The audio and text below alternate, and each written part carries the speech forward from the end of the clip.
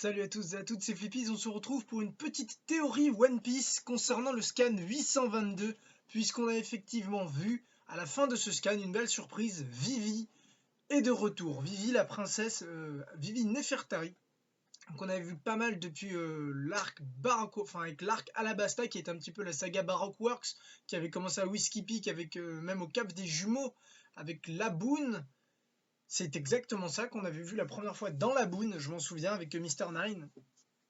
Donc voilà, c'est cool. Voilà, à la fin, je commence un petit peu à en avoir marre de Vivi à la fin d'Alabasta, mais ça reste quand même un personnage assez cool et beaucoup plus attachant que cette salope de Rebecca. Voilà, je sais pas si vous avez remarqué, petite parenthèse comme ça. Oda se sent obligé de nous mettre des personnages pète-couilles à chaque arc du Nouveau Monde. On a eu Shirahoshi, les enfants de Punk Hazard, et maintenant on a Rebecca, enfin on avait Rebecca. Zou pour l'instant a semble-t-il été épargné, et c'est pas plus mal parce que et c'est fort possible qu'on ait le droit à une pétasse ou quelqu'un qui nous fasse chier parce que c'est quand même majoritairement des filles. Les enfants, bon les enfants, voilà. Voilà, enfin bref, j'espère qu'on n'aura pas le coup avec Sanji, sachant que Sanji est amoureux d'un peu toutes les femmes, donc c'est pas un coup, je veux pas que ça se transforme en remarque misogyne ou quoi que ce soit. Mais voilà, à chaque fois on a des. Oda, je sais pas pourquoi, lui fait ce choix de mettre souvent des personnages féminins en position de faiblesse. Et c'est pénible. Voilà. Parenthèse refermée. Voilà, c'est fini. Alors, ma théorie, tout simplement, on a vu Vivi partir embarquer. Alors déjà, son bateau, je trouve son bateau délirant. Il semblerait que ça soit une espèce de bateau un peu à la Kuja, un bateau avec une sorte de château un peu égyptien, puisque Alabasta est un peu un petit côté Égypte, voilà.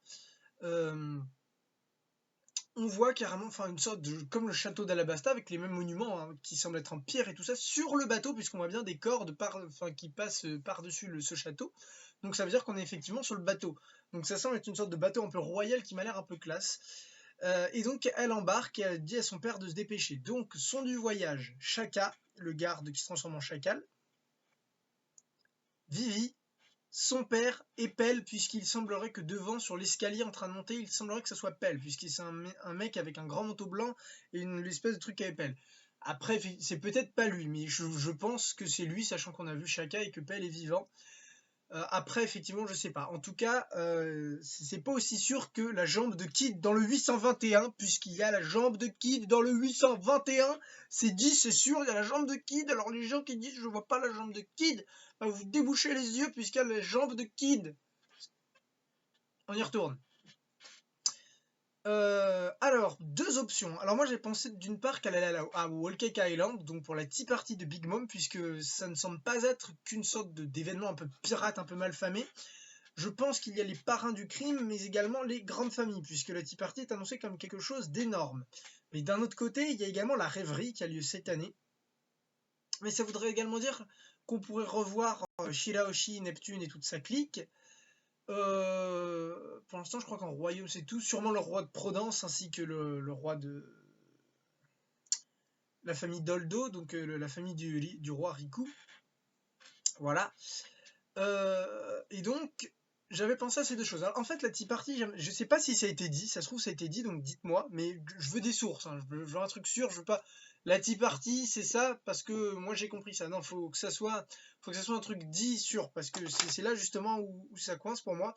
Je pensais que la Tea Party, je sais pas trop, c'est surtout que je sais pas trop en fait si la Tea Party est une sorte de rêverie version côté un peu sombre du monde avec pirates, mafia et tout ça, ou si la Tea Party, sachant que Charlotte Lilin est une grande famille, il y a de tout, des pirates, des nobles, enfin voilà, enfin des nobles, pas des dragons célestes, mais des nobles genre des rois de pays et tout ça.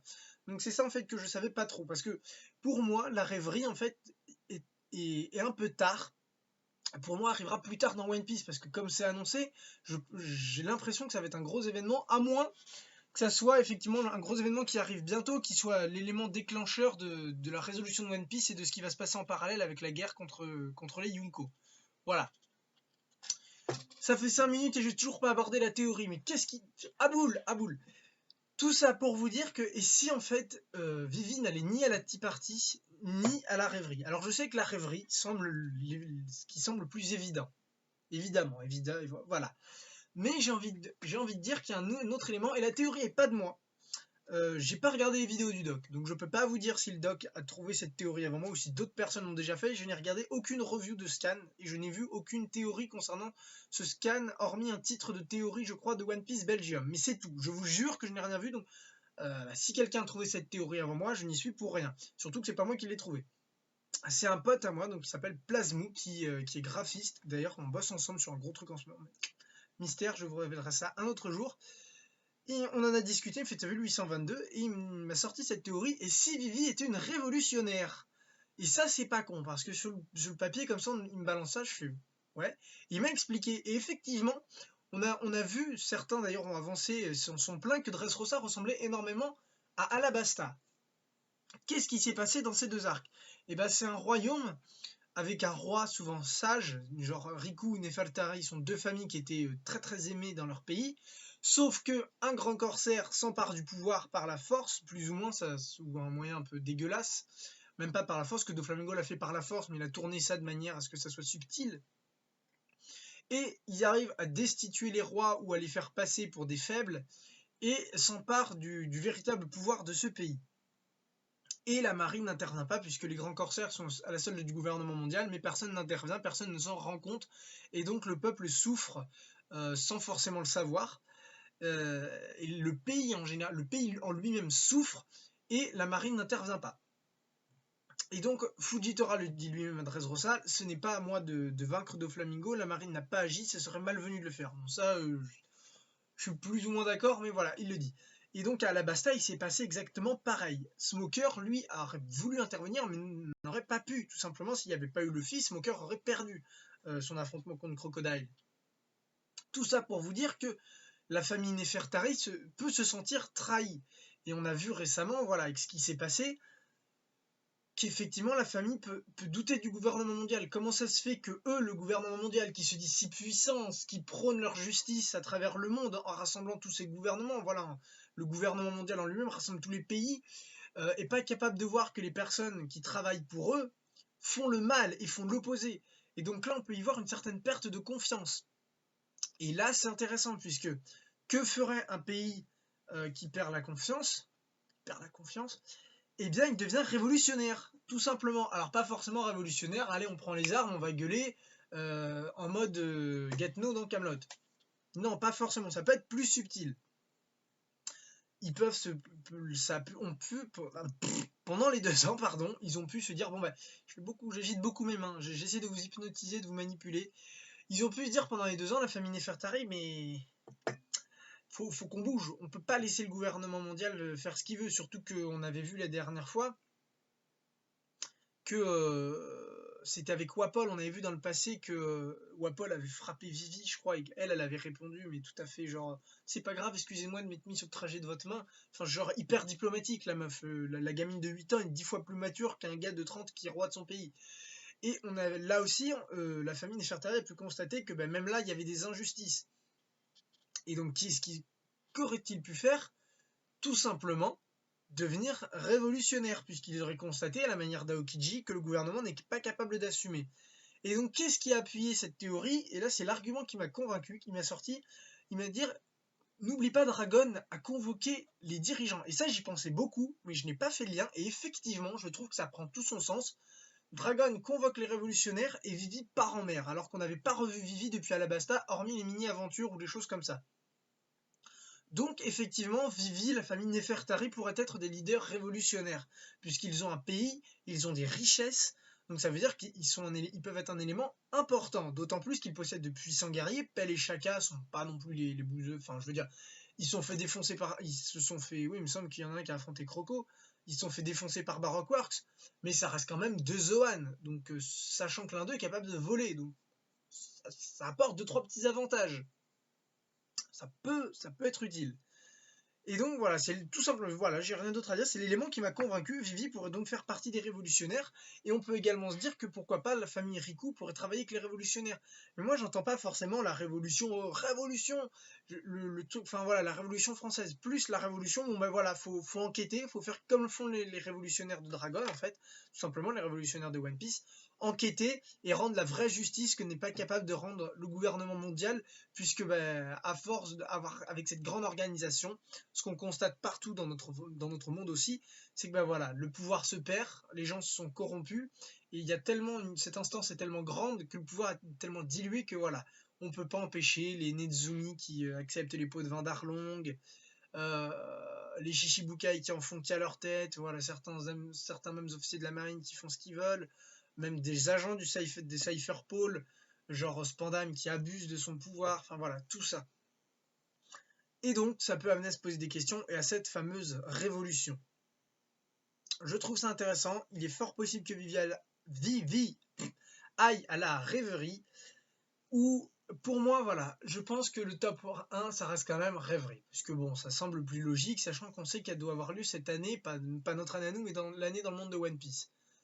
Après, je trouve que par rapport à la timeline, ça ferait, je crois, genre 3 semaines qu'on s'est barré de l'île des hommes poissons maximum. Ça veut dire que quand Neptune dit la rêverie doit avoir lieu cette année, je pense que si elle avait eu lieu 3 semaines plus tard, le mec aurait tellement. Je pense que le mec aurait été un peu plus concerné en disant à quelques jours de la rêverie plutôt que la rêverie est cette année. Pour moi, la rêverie est cette année, elle est genre dans 6 mois, mais elle est cette année. Donc c'est pour ça que bon, la rêverie, pour moi, effectivement, c'est ce qui reste pour l'instant le plus logique, mais j'ai envie de me dire, c'est peut-être pas ça. Après, il y a la Tea Party, effectivement, on pourra la revoir avec Sanji, ce qui serait pas mal. Ou alors, en dernier secours, et là, en dernier lieu, ce que j'aime beaucoup, qu'elle soit devenue révolutionnaire. Et d'autant plus qu'on pourrait revoir pas El Chaka, mais peut-être également Koza. Koza qui était le leader de l'armée révolutionnaire. Et donc, je veux dire, Koza, il en a dans le bain, il est capable de mener ce genre de révolution et de mener des hommes. Et donc, moi, j'aimerais beaucoup revoir Koza, à la limite, parce que bon, on a vu qu'il s'occupait des sources thermales, je sais pas quoi, mais on va pas se mentir, je veux dire, Koza, pour moi, Koza, c'est comme Wiper à Skypiea, c'est le mec, tu peux pas en rester là. Ils sont devenus stylés, même 2 ans plus tard. C'est le genre de mec avec le trait de dessin qui est devenu qu'a Oda. Koza, pour moi, c'est typiquement le mec à l'équipage de Shanks.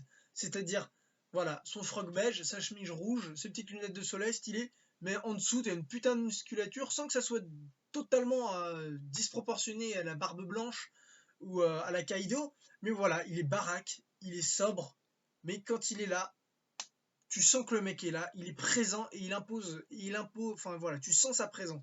Et Koza, pour moi, ça peut devenir un gars comme ça si vraiment il est exploité. Et je pense que ça serait vraiment sympa de le revoir en tant que, voilà, dans les. Je sais pas, par exemple, le leader révolutionnaire, ça pourrait être Vivi dans le groupe et que Koza soit le second ou un truc comme ça.